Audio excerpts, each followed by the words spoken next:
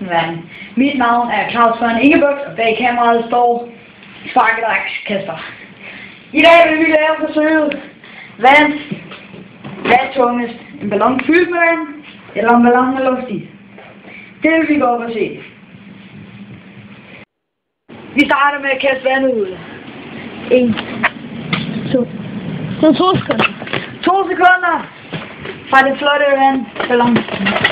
Og så er det den her. Lille teknisk ud. 1, 2, 3, 4, 5, 6, 7, 8, 9, 10, 11. De gode gamle 12 sekunder, der kan lige komme på banen. Så vi konstaterer, at den, der kommer dernede, har vundet. Ja, han håner sin modstander.